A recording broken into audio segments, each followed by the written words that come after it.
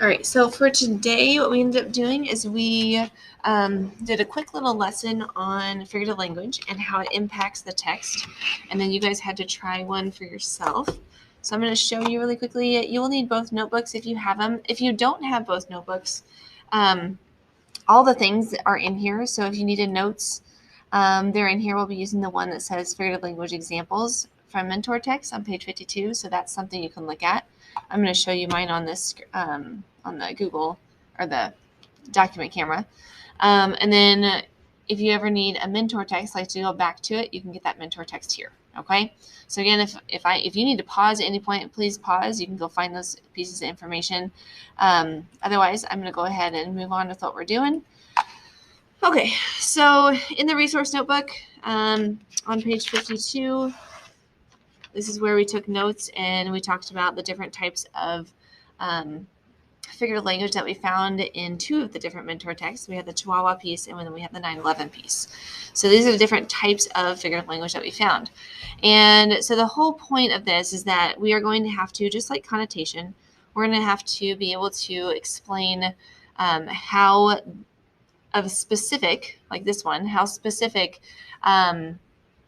that specific figurative language impacts the piece. Okay.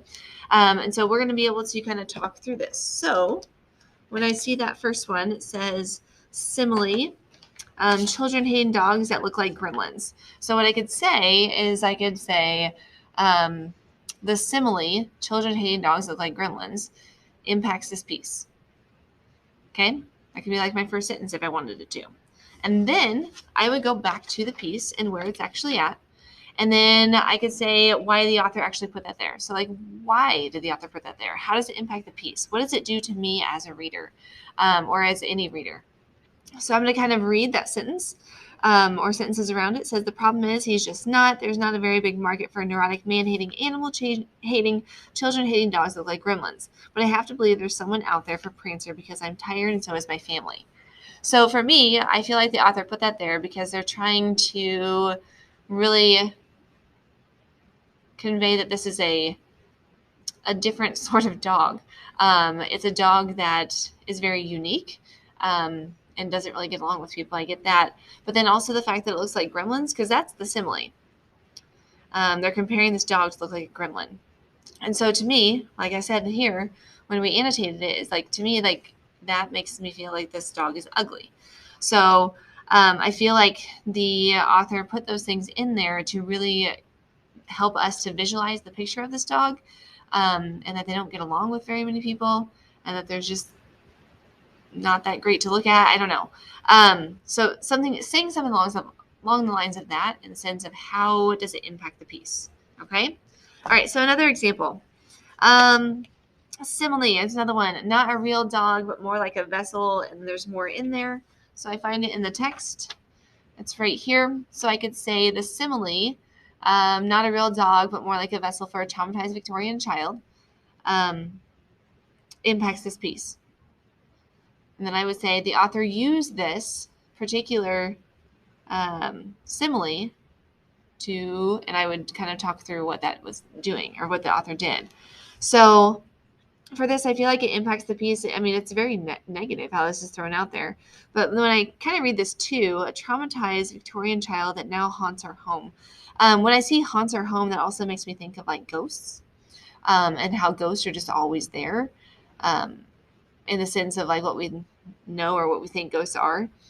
And so that kind of reminds me of the dog. The dog's just always there. It's just there. So I feel like it impacts that piece in the sense that this dog's there all the time. And then we go back to that other one. This ugly, not very nice dog is just there all the time. Okay, so it impacts that piece. All right, another one, and I'm really just doing this to kind of walk you through a couple of things. So we have onomatopoeia, boom, boom, boom. It's all in caps. It's right here. And what that is, I'm going to read it kind of around it as well. But I could say the onomatopoeia, boom, boom, boom, impacts this piece.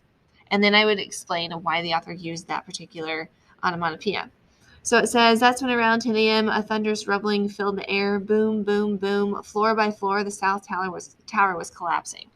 Okay, so the author used that specific thing in there in all caps because It's very like, this is what happened. Boom, boom, boom. And so for me, it gives me a visual. It also makes me kind of hear things. It kind of also has that, I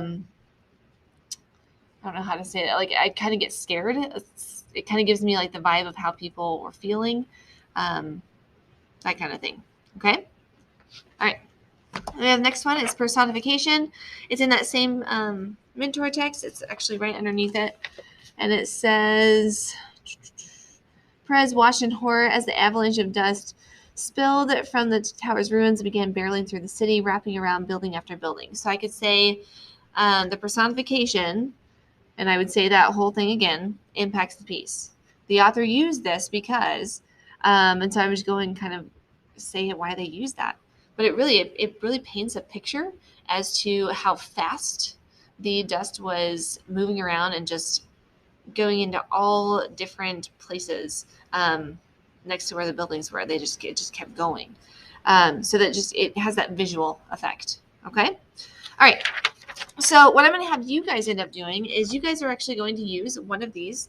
And you may have already done one. So if you've already done one, you're going to choose a different one. You're going to explain that one. So what you're going to do in order to do that is you're going to go to Schoology. You're going to go to Reading, Writing, open up the red folder, Your Assignments, click on the one that says Figurative Language Practice. You're going to open up that document. And this is what you're going to see. I've kind of already talked to you about this. It's very similar. It's not a Google Doc anymore. This is a Google Sheet. So there's some kind of funky things to kind of learn and see about them. But you're going to put the text used. So depending on if you chose the Chihuahua piece or the 9/11 piece, that's what you would put down. Then you would put the date, and then you're going to answer this question. How does this figurative language impact the meaning of the text? You are going to choose one of these. And I've already kind of talked through what that would look and sound like. So you're going to pick one of them, and then you are going to answer your question right here. You're going to start typing and answering that question. Make sure you're looking at the attributes for a strong response. And then I also want you to kind of see what else could you add. Maybe I'll add something to it when you let me know that you're done.